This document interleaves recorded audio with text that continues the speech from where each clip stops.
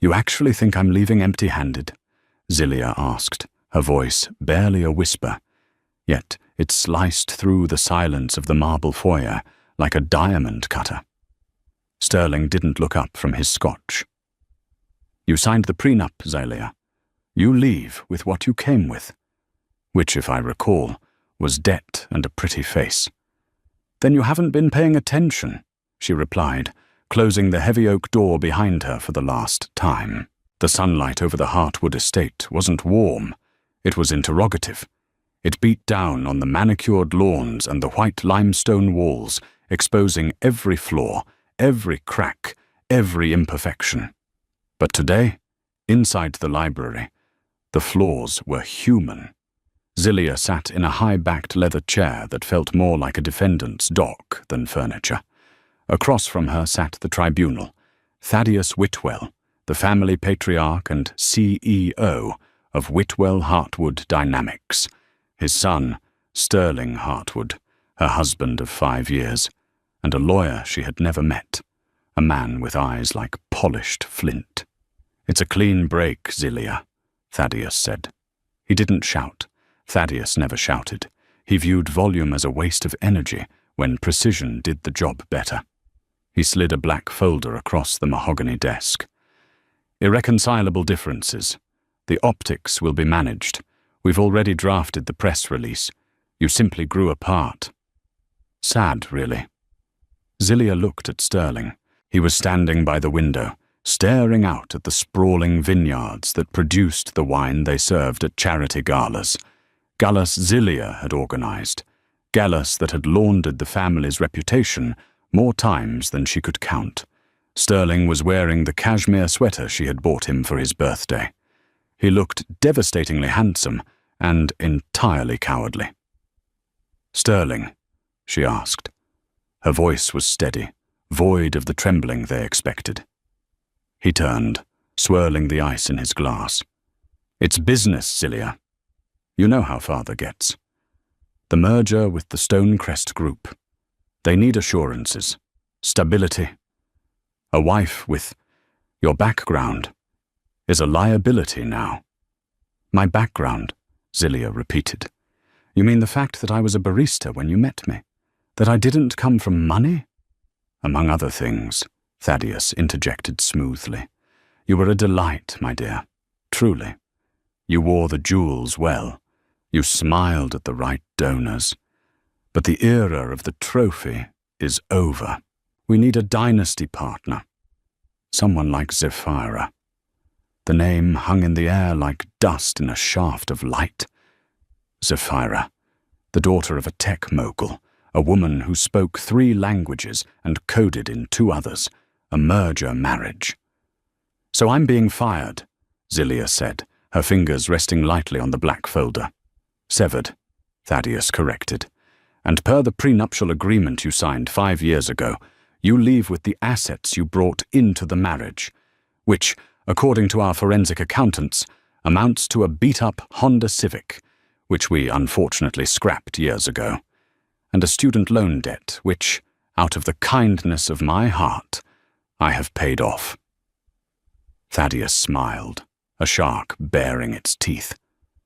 "You're debt-free, Zilia. Consider it a severance package. You have 1 hour to pack your personal effects. No jewelry purchased by the family. No couture purchased on family cards. Just you." Zilia stood up. She didn't scream. She didn't throw the heavy crystal ashtray at Thaddeus's head, though the trajectory calculation flashed through her mind instantly. She looked at Sterling one last time. "You're making a mistake," she said. It wasn't a threat. It sounded like a diagnosis. Sterling sighed, finally looking her in the eye. "Don't make this harder than it has to be, Zilia. You're a survivor. You'll find some other rich idiot. Just go." Zilia picked up the pen.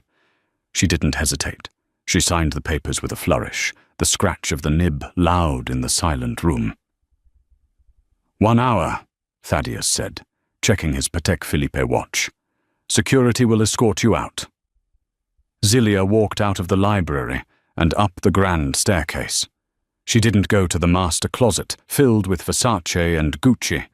She went to the guest room, reached under the mattress, and pulled out a small, battered duffel bag. Inside were 3 things: a change of nondescript clothes, a burner phone, and a small, encrypted USB drive that looked like a tube of lipstick. She changed out of her silk blouse and tailored trousers into jeans and a grey hoodie. She stripped off the diamond wedding band, the tennis bracelet, and the pearl earrings, placing them neatly on the bedside table. She walked down the stairs 40 minutes later. The staff, people she had treated with kindness for 5 years, averted their eyes. Thaddeus had likely threatened their jobs if they showed her sympathy. The security guard, a man named Marcus, whom Zilia had once helped with a legal issue regarding his son, looked pained. "I'm sorry, Mrs. Hartwood," he murmured as he opened the heavy front door. "Mr. Whitwell ordered a car to take you to the city. A cab." "It's okay, Marcus," Zelia said, stepping out into the blinding, oppressive afternoon sun. The heat radiated off the driveway. There was no dramatic storm, no cinematic rain to hide her tears, just the harsh, bleaching light of reality. "And it's Miss Vance now." "Actually, no, it's just Zelia." She got into the waiting yellow taxi. As it pulled away, she didn't look back at the mansion that had been her home. She pulled the burner phone from her pocket and dialed a number from memory. It rang once. "Status?" a voice answered, deep, gravelly, and familiar. "Discarded," Zelia said, her eyes hard as flint. "The asset is in play. Initiate Phase 2. "About time," the voice, Ronan Graythorne, replied. "I was getting tired of watching you play house." The taxi dropped her off not at a cheap motel, as Thaddeus would have anticipated, but at a nondescript industrial building in the arts district. The windows were grime-streaked, and the graffiti on the brickwork was layers deep. Zelia walked to the side door, typed a code into a keypad hidden behind a loose brick, and entered. The interior was a stark contrast to the exterior. It was a climate-controlled, sound-proofed fortress of solitude. Servers hummed in the corner with a blue, soothing light. A wall of monitors displayed real-time market data from Tokyo, London, and New York. Sitting on a beaten-up leather sofa, tossing a baseball in the air, was Ronan Graythorne. He was dressed in a suit that cost more than the taxi she had just ridden in, but his tie was loosened and his sleeves were rolled up. Ronan was the fixer for the city's elite, a man who existed in the grey areas of the law. "You look terrible," Ronan noted, catching the ball. "Domesticity didn't suit you, X." "It was a cover, Ronan." "You know that," Zelia said, dropping the duffel bag. She walked straight to the main console and began typing. Her fingers flew across the mechanical keyboard, a rhythm she hadn't allowed herself to fall into for years. "Did they suspect anything?" Ronan asked, walking over to pour 2 cups of black coffee. "Thaddeus thinks I'm a gold digger who lost her shovel. Sterling thinks I'm a heartbroken beauty queen.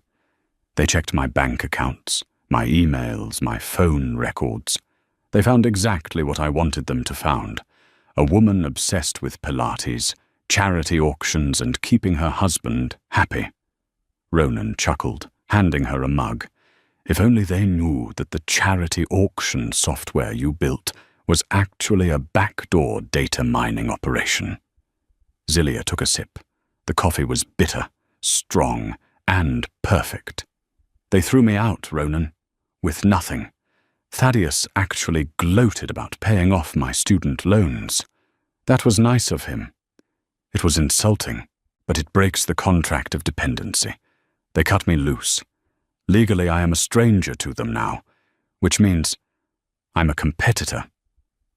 Zelia brought up a schematic on the large center screen. It was the architectural blueprint of Whitwell Hartwood Dynamics' upcoming merger with the Stonecrest Group. Thaddeus is rushing the merger, Zillia explained. He needs Stonecrest's logistics network to cover up the massive hemorrhage in his Asian division.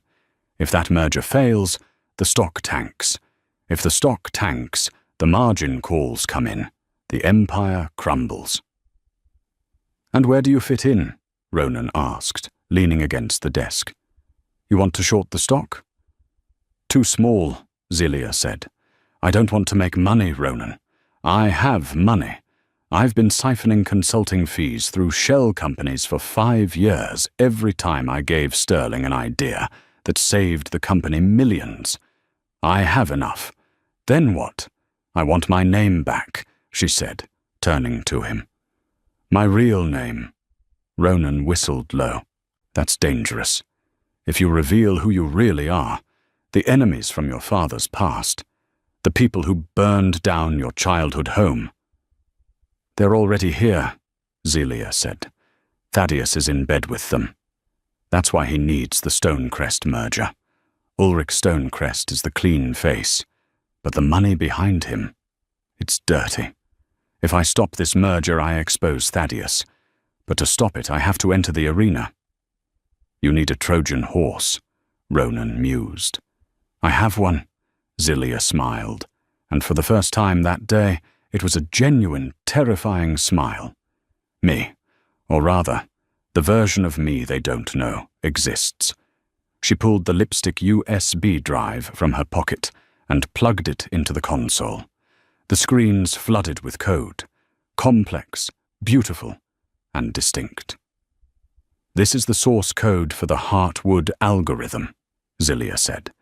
"The predictive AI that makes their trading firm unbeatable. Sterling thinks his team built it. Thaddeus thinks they bought it. But I wrote it, piece by piece, late at night, while Sterling was sleeping off his hangovers. I embedded it into their systems under the guise of optimization patches. And I built in a kill switch, but I'm not going to use it. Not yet. Why not? Because if I just crash it, they'll blame a glitch. They'll recover. I need to beat them. I need to walk into that boardroom and prove that without me, they are nothing. I need to meet Yvonne." "Yvonne is already in place," Ronan confirmed. "She's been working as Thaddeus's executive assistant for 6 months. She's the one who flagged the new wife candidate." "Zephyra," Zillia nodded. "Tell me about her." "Smart," Ronan said. "Ruthless. A younger, hungrier version of who they thought you were. But she has a weakness. She's arrogant. She thinks she's walking into a leadership vacuum. She doesn't realize she's walking into a trap." Zillia turned back to the screen. "Then let's welcome her to the family." 3 weeks later, the atmosphere at Whitwell Heartwood Dynamics was electric. The headquarters, a glass needle piercing the sky of the financial district, was buzzing with the news of the impending engagement between Sterling Heartwood and Zephyra Vance. No relation to Zillia's maiden name, a cruel coincidence Thaddeus enjoyed. In the executive suite, Sterling was looking at the engagement ring. It was bigger than the one he had given Zillia. Cleaner.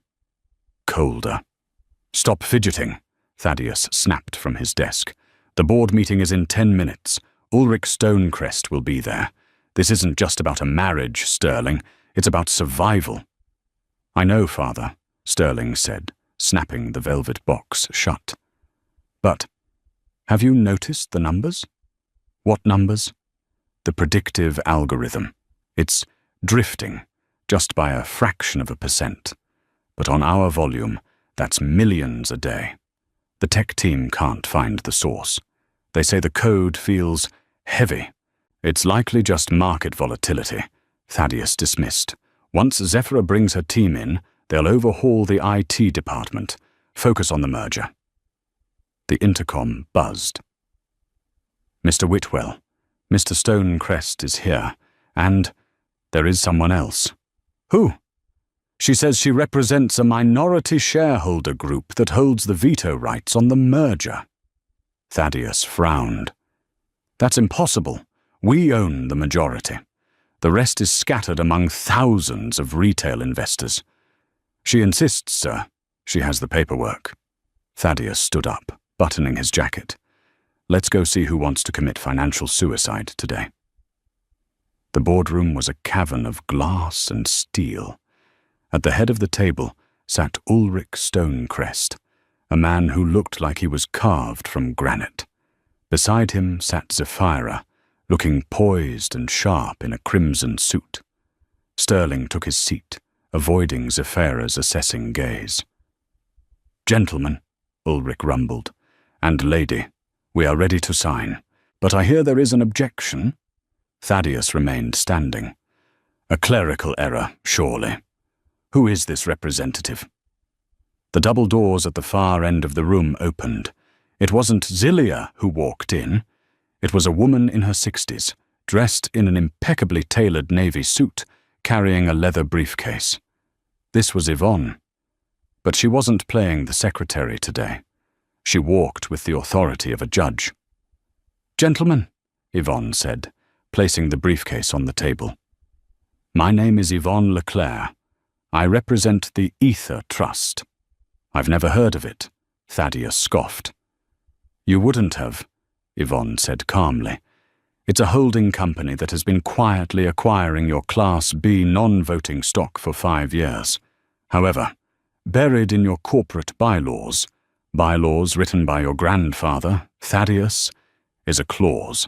If the company's proprietary technology, specifically the source of 60% of its revenue, is owned by a third party, that third party gains voting rights equal to the value of the IP."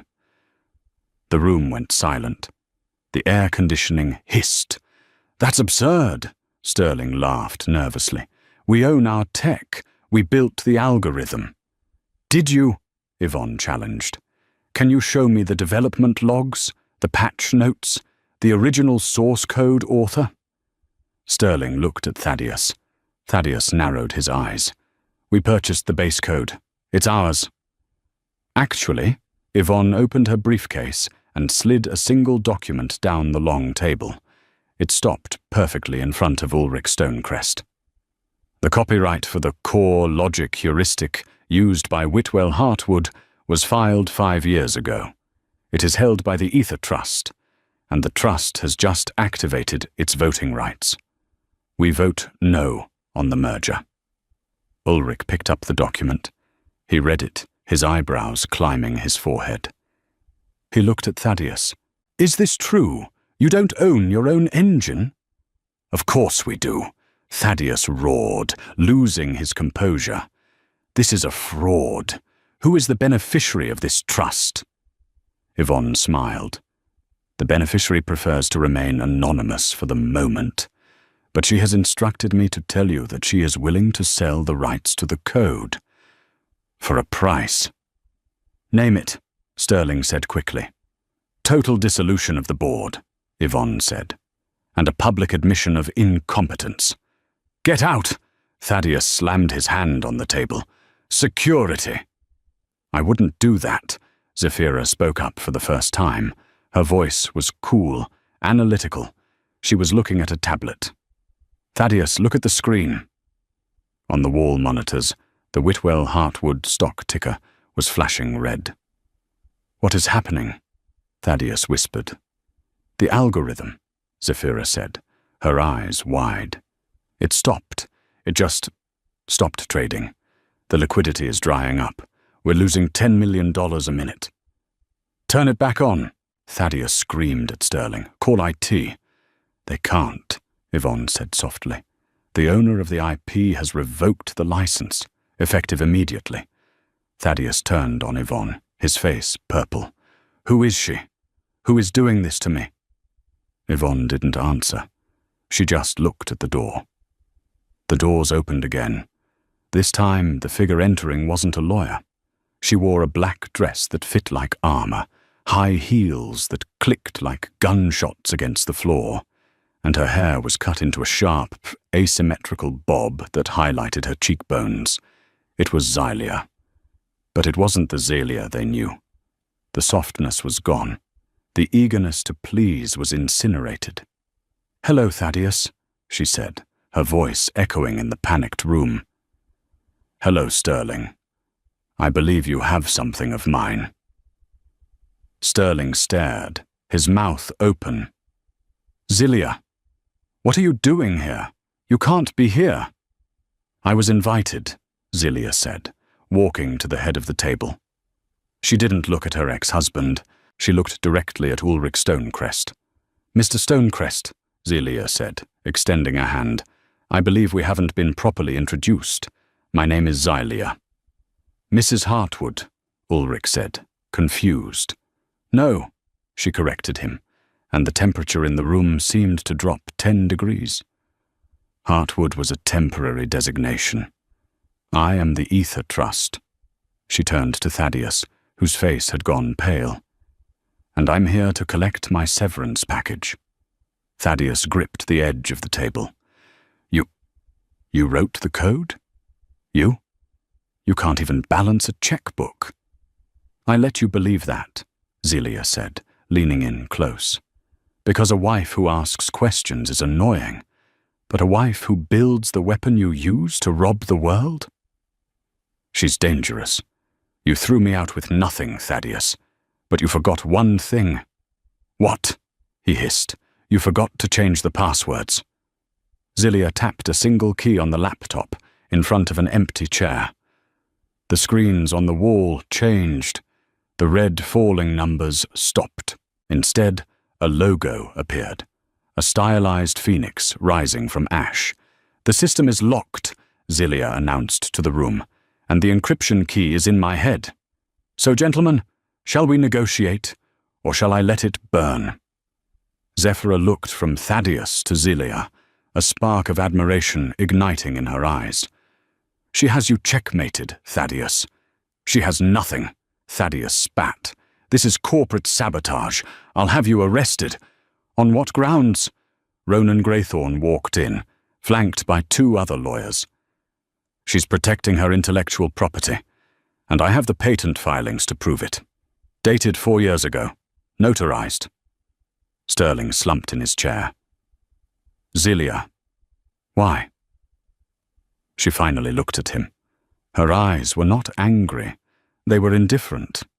"Because, Sterling, I have ambition too. I just didn't need to marry someone to get it. This isn't over," Thaddeus growled, pulling out his phone. "I have judges in my pocket. I have the mayor." "Call them," Zelia challenged. "But ask yourself, Thaddeus, if I was smart enough to build the machine that made you rich, what makes you think I didn't build a machine to record every illegal thing you ever did with it?" Thaddeus froze. The phone hovered in his hand. The silence in the room was absolute. "That's what I thought," Zelia whispered. "Now, sit down. We have a lot to discuss before the market closes." The silence in the boardroom was not empty. It was heavy, suffocating, a physical weight pressing down on the lungs of everyone present. The red light of the stock ticker on the wall had flatlined, replaced by the serene, pulsing logo of the Phoenix, Zelia's mark. Thaddeus Whitwell sat slowly, his legs suddenly unable to support the weight of his own hubris. He looked at the phone in his hand, then at Xylia, who stood at the head of the table like a prosecuting angel. "You're bluffing," Thaddeus said, though his voice lacked its usual granite timbre. "You have nothing on me. My operations are clean. My lawyers insured it." "Your lawyers?" Zelia laughed softly, a sound that chilled the room. "You mean the ones who routed your kickbacks through shell companies in the Caymans? Or the ones who paid off the environmental inspectors when your chemical plant in the Delta started leaking?" "I have the receipts, Thaddeus. Not just the bank transfers, the emails, or the voice memos you recorded on your private server, the server I maintained." She tapped a key on the laptop. A voice filled the room, Thaddeus's voice, unmistakable in its arrogance. "If the regulator asks about the waste disposal, tell him the records were lost in the flood. Pay him double his annual salary if he hesitates. Just make the problem go away. Sterling turned to his father, his face draining of color. Father, is that the Delta project? You told me we passed inspection. Shut up, Sterling, Thaddeus snapped, sweat beading on his forehead. He looked at Ulrich Stonecrest. Ulrich, this is deep-fake technology. She's manufacturing evidence. You can't believe this. Ulrich Stonecrest, the man whose merger was supposed to save the dynasty, sat back in his chair. He didn't look angry. He looked fascinated. He picked up his glass of water, took a slow sip, and set it down. The voice matching is perfect, Ulrich noted dryly, and considering my due diligence team found some irregularities in your environmental reports last week, I'm inclined to believe the woman holding the encryption keys. Ulrich turned his gaze to Zelia. So, the merger is dead. That much is clear. The question is, what is your endgame, Ms. Vance, Zelia said. My name is Zelia Vance, and the merger isn't dead, Mr. Stonecrest. It's just under new management. You, Thaddeus scoffed, regaining a sliver of his venom. You think you can run this company? You're a barista who got lucky with a keyboard. I'm the architect of your success, Zelia corrected him sharply. Every major trade, every predictive model, every risk assessment for the last 5 years came from me. You were just the face. And frankly, Thaddeus, the face is looking tired. She walked around the table, her heels clicking rhythmically. She stopped behind Sterling's chair. He stiffened, smelling her perfume, a scent of jasmine and sandalwood that used to comfort him, now terrifying him. Here is the offer, Zelia said, addressing the room. The Ether Trust, me, will sell the rights to the core logic heuristic to Whitwell Hartwood Dynamics. The price is simple. Thaddeus Whitwell resigns immediately, surrendering his voting shares to the board. Sterling Hartwood is demoted to a non-executive role with no voting power, and the board appoints a new CEO of my choosing. And if I refuse, Thaddeus snarled, then the glitch becomes permanent, Zelia shrugged. The stock opens at 0 tomorrow. The SEC gets an anonymous package containing 10 terabytes of incriminating data. And you spend the rest of your life fighting federal indictments instead of enjoying your retirement. Sterling looked up at her, his eyes pleading. Zelia, please. We were married. Doesn't that mean anything? I protected you from him as much as I could. Protected me? Zelia looked down at him, her expression softening into pity. Sterling, you watched him humiliate me for 5 years. You let him treat me like a servant in my own home. You didn't protect me. You just stood by and hoped I wouldn't notice I was drowning. I loved you, he whispered. You loved the idea of me, she corrected. You loved having a wife who fixed your life without asking for credit. But the fixer is gone. The architect is here. I accept. A voice cut through the tension. It wasn't Thaddeus. It was Ulrich Stonecrest. What? Thaddeus whipped around. You can't accept. It's not your company yet. It is if I buy the debt, Ulrich said calmly, which I did this morning. My analyst saw the volatility. I bought your outstanding loans from the bank an hour ago. Technically, Thaddeus, I own the building we're sitting in. And I rather like Miss Vance's proposal. It's clean. Ulrich stood up and offered a hand to Zelia. If you can get the system back online within the hour, I'll back your play. Thaddeus is out. You name the CEO. Zelia took his hand. Deal. You traitor. Thaddeus lunged across the table, not at Ulrich, but at Zelia.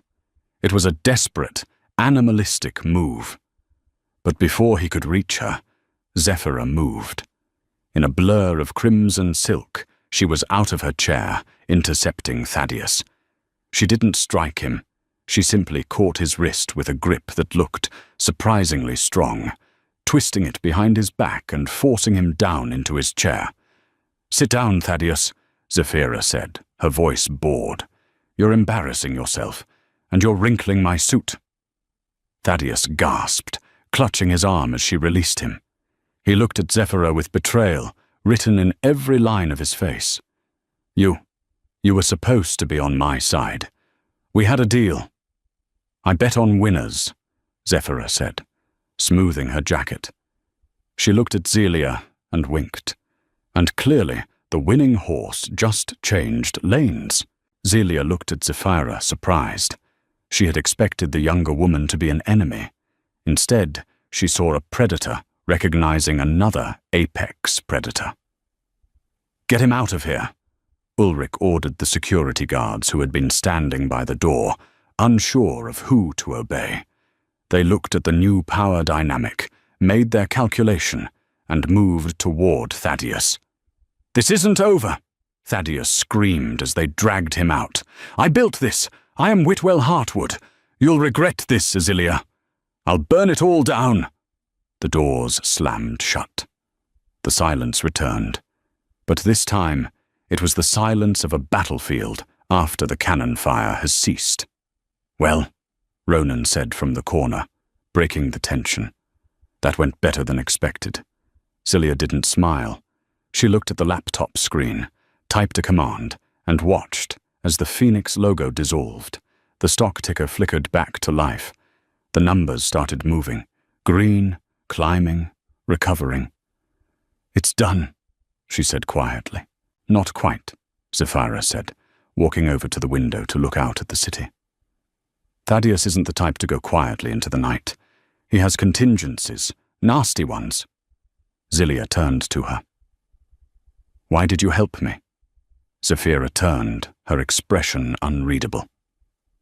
"Because I did my research too, Zelia. I knew who you were. I studied your code at university. I knew the Hartwood algorithm was too elegant for a drunk like Sterling or a brute like Thaddeus. I wanted to meet the ghost." "And now that you have?" "Now," Zephira smiled, a sharp, dangerous expression. "I want to see if you can survive the fallout. Because Thaddeus was right about one thing. He will try to burn it all down, and he knows where the matches are." The victory champagne tasted like ash in Zelia's mouth. 3 days had passed since the boardroom coup. The media was calling it the Phoenix Rising, painting Zelia as the avenging angel of Wall Street. Her face was on every financial news channel. The barista-turned-billionaire narrative was playing on loop. But inside the fortified industrial loft in the arts district, the mood was grim. "He's gone underground," Ronan said, tossing a file onto the coffee table. "Thaddeus. He skipped bail on the fraud charges this morning. His private jet is grounded. His passports are flagged, but he's vanished." Zelia stared at the monitors. The stock was stabilizing, but there was a new anomaly in the data stream. A shadow. "He's not running," Zelia said, zooming in on a packet of data traffic. "He's regrouping. Look at this." She pointed to a spike in server requests, originating from a bouncing IP address. Russia, then Brazil, then a server farm in Nevada. "What is it?" Ronan asked. "It's a brute force attack," Zelia said, "but not on the main system. He knows he can't break my encryption there. He's targeting the backups, the legacy drives." "Why?" "Because that's where the bodies are buried," a voice said from the doorway. Zelia and Ronan spun around. Zephira was standing there, leaning against the metal doorframe. She was dressed in black leather motorcycle gear, holding a helmet. She looked less like a corporate heiress and more like a hacker queen. "How did you get in here?" Ronan demanded, his hand moving toward his jacket where he kept his piece. "Please," Zephira rolled her eyes. "The keypad code is a sequence of prime numbers derived from the Fibonacci spiral. It took me 30 seconds. And Zelia, you really should update your firewall firmware. I pinged your location 10 minutes ago. Zelia held up a hand to stop Ronan. What do you want, Zephyra? To help, Zephyra said, walking into the room and throwing her helmet on the couch. Thaddeus contacted me an hour ago. Zelia froze. What did he say? He offered me $1 billion, Zephyra said, casually, inspecting her nails. In untraceable crypto. All I have to do is insert a USB drive into the main server at the headquarters. A logic bomb. And I told him to go to hell, Zephyra said, looking up, her eyes fierce. I don't like being used as a pawn, and I certainly don't like old men who think they can buy loyalty. So you came here to warn us? I came here to join you, Zephyra corrected. Thaddeus isn't working alone. He's hired the Silencers. Do you know them? Ronan's face went pale. Mercenaries, ex-military. They specialize in corporate extraction and wet work. Exactly, Zephyra said. They aren't just hacking the legacy drives. They're coming for the source. You, Zelia. Thaddeus doesn't just want the company back. He wants you dead. He thinks if he kills the creator, he can reset the code.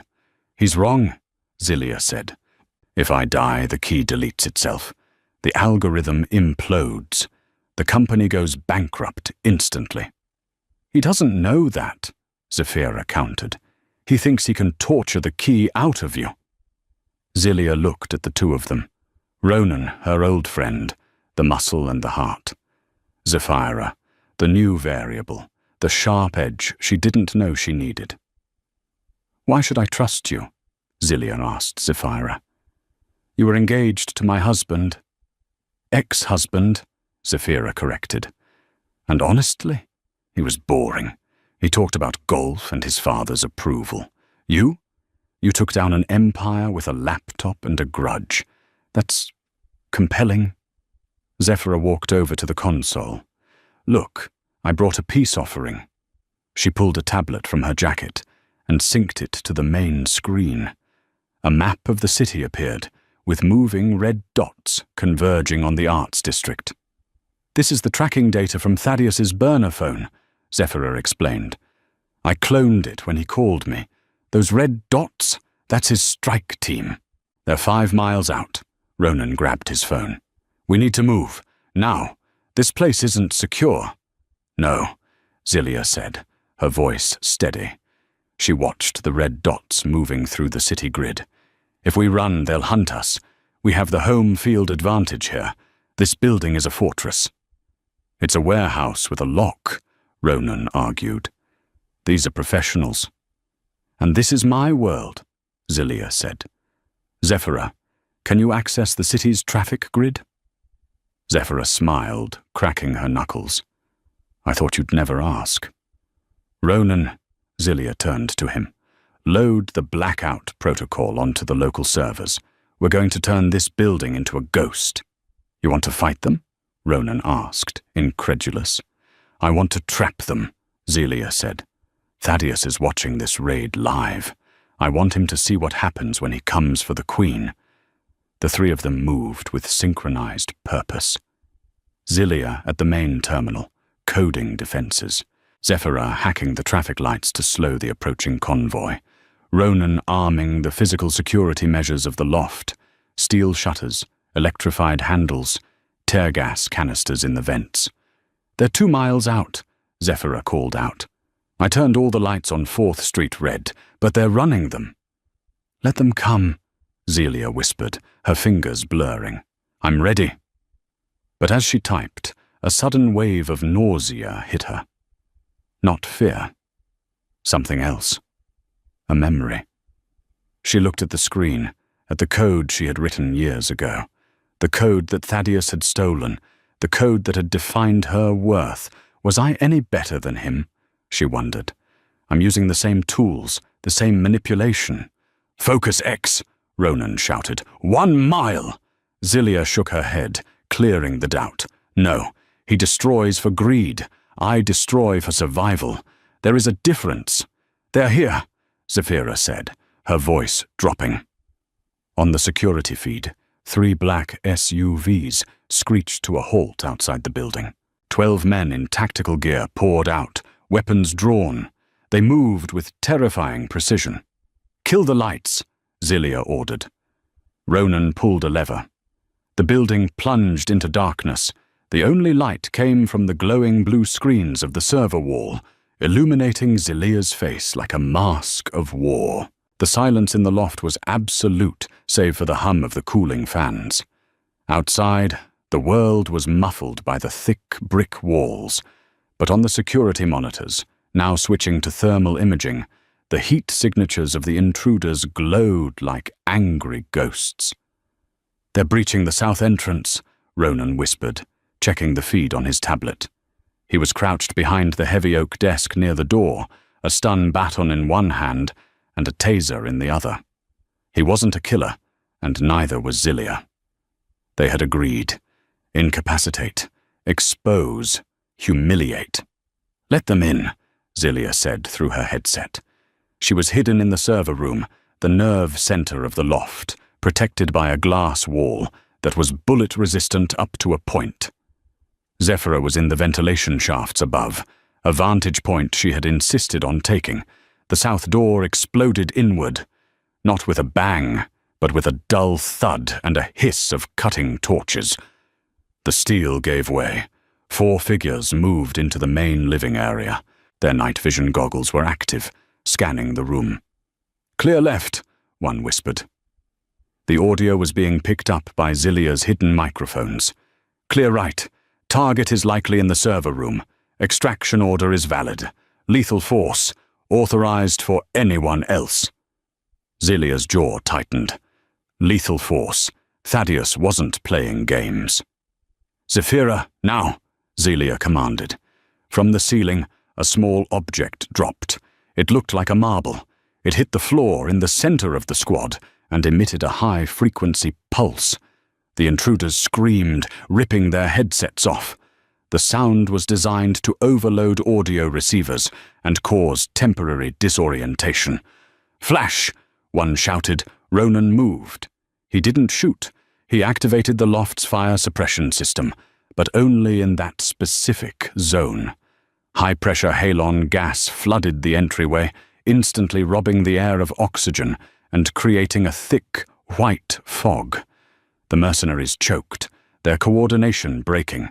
In the chaos, Ronan slid across the floor, staying low. The stun baton crackled blue. Zap, zap. 2 men went down, convulsing. "Fall back! It's a trap!" the leader yelled, firing blindly into the dark. Bullets sparked against the steel beams. "Phase 2, Zelia said calmly. She typed a command. The smart home system, usually used for mood lighting and music, turned into a weapon. Strobe lights began to flash at an epileptic frequency, disorienting, nauseating. The sound system blasted a distorted, bass-heavy feedback loop that rattled the teeth. The remaining 2 men in the entryway stumbled, blinded and deafened. Zephyra dropped from the rafters like a spider, landing behind them. She didn't have weapons, but she had a taser prod. She used it with surgical precision. 4 down, 8 to go. But the second team was smarter. They hadn't entered. They were setting charges on the main structural pillars outside. "Zelia," Zephyra yelled over the comms. "They aren't trying to breach anymore. They're trying to bring the building down." Zelia looked at the external cameras. The men were planting C4. "They're going to bury us," Ronan realized, dragging one of the unconscious mercenaries out of the gas cloud. "No," Zelia said. "They need the servers intact. Thaddeus needs the drive. If they drop the building, they destroy the asset." "They don't care," Zephyra shouted. "Thaddeus must have changed the orders. If he can't have it, nobody can." Scorched earth. Panic, cold and sharp, pierced Zelia's focus. The calculations in her head shifted. She had planned for extraction, for negotiation, for a cyber battle. She hadn't planned on a demolition. "We have to leave," Zelia said, grabbing the master drive, the lipstick tube, the back exit, the tunnel. "It's blocked," Ronan said. I welded it shut last week for security. Unweld it! I don't have a torch! The first explosion rocked the building. Dust rained down from the ceiling. A structural beam groaned, the sound like a dying whale. The integrity is failing, Zelia said, watching the stress sensors on her screen turn red. We have maybe 2 minutes before the roof collapses. The window? Zephyra pointed to the large industrial window overlooking the alley. It's a 30-foot drop. Better than being crushed, Ronan said. He grabbed a heavy chair and hurled it through the glass. It shattered outward. The cool night air rushed in, carrying the sound of sirens. Police. Finally. But they were too far away. Go! Zelia shouted. Ronan helped Zephyra onto the ledge. She scrambled down the fire escape ladder that was rusted and precarious. Ronan followed. Zelia turned back to the servers. She couldn't leave them. Not yet. If the mercenaries found the local cache, they could reconstruct enough of the code to restart the algorithm. Thaddeus would win. Zelia, move! Ronan screamed from the ladder. 1 second! She typed the final command. Format C:/all. The ultimate suicide pill for her creation. The progress bar appeared, deleting 10%, 20%. A second explosion shook the floor. The server rack tipped over, crashing down inches from her. Sparks showered the room. 50%. The door to the server room burst open. Not the mercenaries. It was the leader of the second team. He wasn't wearing a mask. He had a scar running down his cheek and eyes dead of any humanity. He raised a suppressed pistol. "Step away from the console, Mrs. Hartwood," he said calmly. Zelia froze. Her hand hovered over the enter key. The deletion was queued, but she needed to confirm the override. "It's over," he said, walking closer. "Step away and you live. Thaddeus wants you alive, if possible, but he pays the same for a corpse." 80%. The auto-delete was running, but slowly. "Shoot me," Zelia said, turning to face him. And the system wipes instantly. Biometric dead man switch. My heart stops. The code vanishes. The mercenary paused. It was a lie, but a plausible one in her world. "You're bluffing. Try me." They stared at each other. The building groaned again. Dust filled the air. 90%. "Drop the gun," a voice said. The mercenary spun around. Sterling Hartwood was standing in the shattered window frame, looking terrified, disheveled, and holding a shaking revolver. "Sterling," Zelia breathed. "I said drop it," Sterling yelled, his voice cracking. He had climbed the fire escape. He looked ridiculous in his torn suit, sweating, panting. But he was there. The mercenary laughed. "Kid, you don't have the guts." He raised his gun toward Sterling. Bang! The shot didn't come from the mercenary. It came from Sterling. He closed his eyes and pulled the trigger. The bullet went wide, shattering a monitor behind the mercenary. But the distraction was enough. Zelia grabbed the heavy mechanical keyboard and swung it with all her strength. It connected with the mercenary's temple with a sickening crack. He crumpled to the floor. 100%. Deletion complete. The screens went black. The blue light died. The room was plunged into total darkness. "Zelia!" Sterling scrambled into the room, tripping over cables. "We have to go. The roof is coming down." He grabbed her hand. His palm was sweaty, his grip desperate. For the first time in 5 years, he was actually holding on to her, not just standing beside her. They ran. They vaulted through the window just as the main support beam gave way. The floor of the loft collapsed inward with a roar that shook the entire block. They landed on the metal landing of the fire escape, the impact jarring their bones. Dust billowed out of the window like smoke from a dragon's mouth. Below in the alley, Ronan and Zephyra were waiting in the getaway car, a battered sedan. "Get in!" Ronan screamed. Sterling and Zilia scrambled down the ladder and dove into the back seat. Ronan floored it, tires screeching as they peeled out of the alley, seconds before a chunk of masonry smashed into the pavement where they had been standing. Zilia looked back through the rear window. Her sanctuary, her fortress, was a ruin. The dust cloud was rising into the night sky, obscuring the stars. She looked at Sterling, who was hyperventilating next to her. "You came back," she said, stunned. "I couldn't let him kill you," Sterling gasped, wiping soot from his face. "I'm a coward, Zilia, I know that. But I'm not him." Zilia looked at his shaking hands. Then she looked at the lipstick drive in her pocket. The original code was safe, but the company servers were wiped. The backups were destroyed. She had won, but she had also lost everything she had built. "Where to?" Ronan asked from the front seat, his eyes on the rearview mirror. "The police station," Zilia said. "It's time to end this. Legally." "No." Zephyra turned around from the passenger seat. "Not the police. The news station. Channel 4 is live right now. If we go to the cops, Thaddeus's lawyers will bury us in paperwork for years. If we go live on air, he can't hide." Zilia looked at the three of them, her ragtag army, the fixer, the rival, the ex-husband. "Channel 4, Zilia agreed. "Let's go tell the world a story." The Channel 4 news station was a brutalist slab of concrete in the center of the city, surrounded by a perimeter of satellite trucks and bright artificial halogen lights that cut through the night. It was a fortress of information, and right now it was Zilia's only hope. Ronan drove the battered sedan up onto the sidewalk, scattering trash cans, and screeched to a halt right in front of the glass revolving doors. Smoke was still billowing from the hood of the car, a testament to their escape from the collapsing warehouse. "We have 3 minutes before the 10 p.m. newsbreak ends, and they go back to the anchors," Zephyra said, checking her smartwatch. She looked immaculate despite the chaos, her leather jacket dusted with plaster, but her composure unshaken. "Thaddeus is already inside.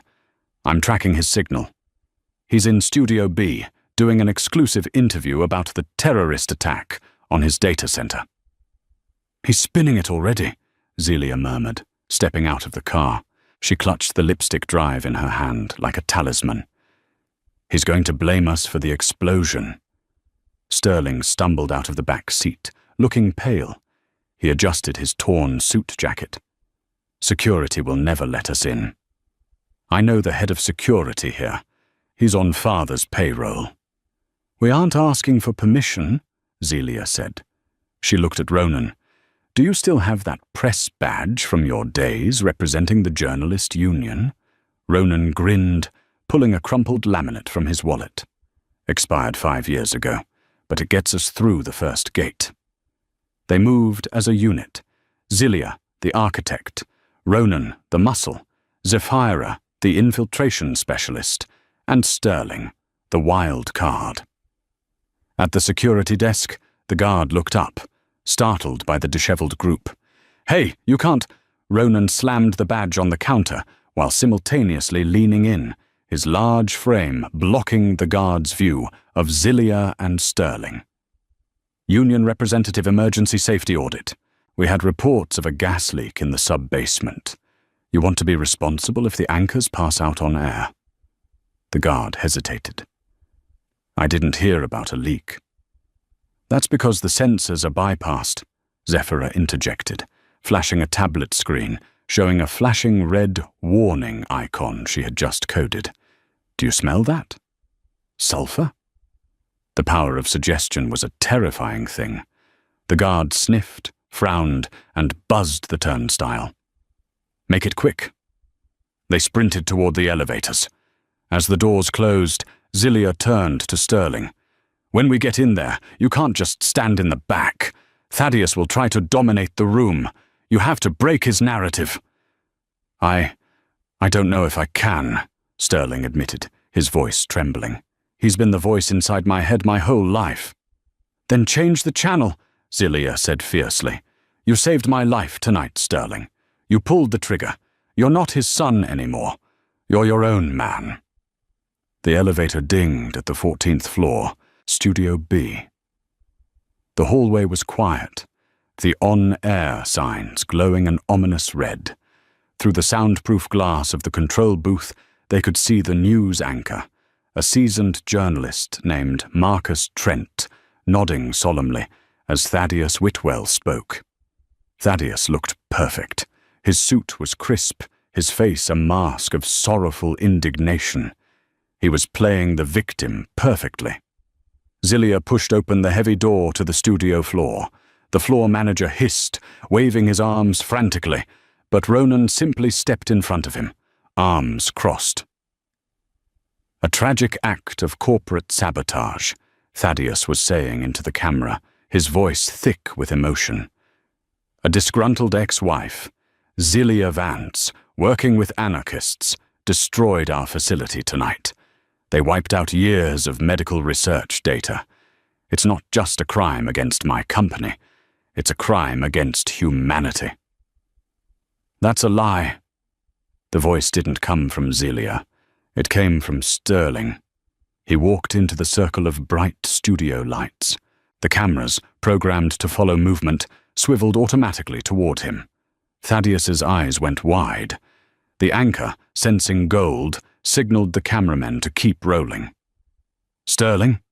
Thaddeus stood up, his microphone clipped to his lapel rustling. "My son, thank God you're safe. I thought they had kidnapped you." "Nobody kidnapped me," Sterling said, his voice gaining strength. He looked directly into the lens of camera 1. "I was there, Father. I saw you send the silencers. I saw them rig the charges.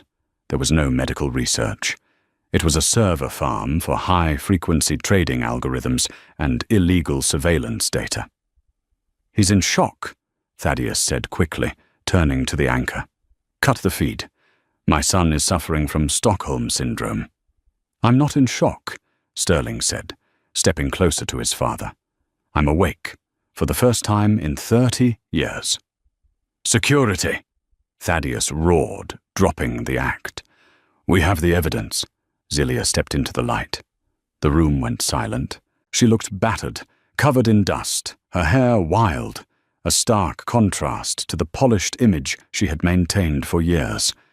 She looked like a survivor. She held up the lipstick drive. "This drive contains the source code for the Whitwell-Hartwood success," Zilia said to the camera. "But more importantly, it contains the metadata of every transaction Thaddeus Whitwell has made for the last decade, the bribes to zoning commissioners, the payoffs to suppress the environmental toxicity reports in the Delta, the laundering of cartel money through the Ether Trust accounts." Thaddeus lunged for her, but Ronan was there in a flash, shoving the older man back into his chair. "This is live, Thaddeus," Zephyr called out from the side, holding up her phone, which was streaming the broadcast to social media, bypassing any delay the station might try to impose. 3 million viewers and counting. Wave to the shareholders. Thaddeus looked around the studio. He saw the cameramen filming, the anchor watching with hungry eyes, the red tally lights of the cameras burning into him. He realized with a dawning horror that he couldn't buy his way out of this room. "You stole my company," Thaddeus hissed at Zilia, his voice low, venomous, audible only to her and the boom mic hovering overhead. "I took back what you stole from the world," Zilia replied, calm and cold. "The police are on their way, Thaddeus. Not for me. For you." As if on cue, the heavy studio doors burst open again. This time it wasn't mercenaries.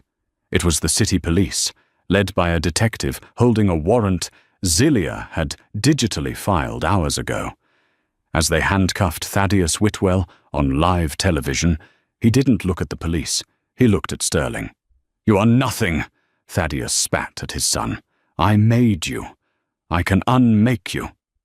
Sterling straightened his tie, looking at his father with a pity that cut deeper than hate. "You can't unmake me, father, because I'm not made of your money anymore." Zilia watched them drag him away. The adrenaline that had sustained her crashed. She swayed, and Zephyra caught her arm. "We did it," Zephyra whispered. Zilia looked at the camera, at the red light that was finally fading to black as the station cut to commercial. "No," Zilia said softly. "We just started." 3 weeks into the trial, Thaddeus's high-priced lawyers were winning. They painted Zilia as a fraud, and the evidence as inadmissible. The narrative was shifting, and Thaddeus looked untouchable. On the final day, Thaddeus took the stand. "I designed the architecture," he lied smoothly to the jury. "Zilia merely had access to my passwords. She betrayed my trust." Zilia stood up. "Your Honor, I have rebuttal evidence, a document unsealed this morning by the Zurich archives." She presented a yellowed piece of paper, the original incorporation papers for Ether Dynamics, dated 25 years ago. It listed 2 founders, Thaddeus Whitwell and Silas Ether. "Silas Ether was the true genius," Zilia told the stunned courtroom. "You bankrupted him to steal the kernel code. You destroyed him." "Relevance!" the defense screamed. "The relevance," Zilia said, her voice turning to ice, "is that Silas had a daughter who was put into foster care. My name isn't Zilia Vance. It is Zilia Ether. I am the sole surviving heir." Thaddeus went pale as the ghost of his past materialized before him. "No," he whispered. "That's impossible. I didn't steal the company, Thaddeus. I inherited it." Thaddeus stood up, his composure shattering. "It's a forgery! She's a witch! I killed him! I buried him!" The confession rang out in the silent room. Realizing what he had said, Thaddeus clamped a hand over his mouth. But it was too late. The judge revoked his bail immediately. As marshals dragged him away, screaming, Zilia stood tall, her true name finally restoring the balance. What a journey. Zilia didn't just win, she rewrote the entire game. It goes to show that when you strip someone of everything, you might just reveal exactly who they really are. And in Zilia's case, that was a force of nature. Thaddeus thought he could bury the past, but he forgot that seeds also grow in the dark. Zilia's story reminds us that authentic power comes from truth, and no amount of money can buy the kind of loyalty she earned from Zephyra, Ronan, and eventually, even Sterling. If you enjoyed this story of high-stakes corporate warfare and ultimate redemption, please smash that like button. It really helps the channel. Don't forget to subscribe and hit the notification bell so you never miss a story. Share this with a friend who needs a reminder that the underdog can always bite back. Thanks for watching, and I'll see you in the next one.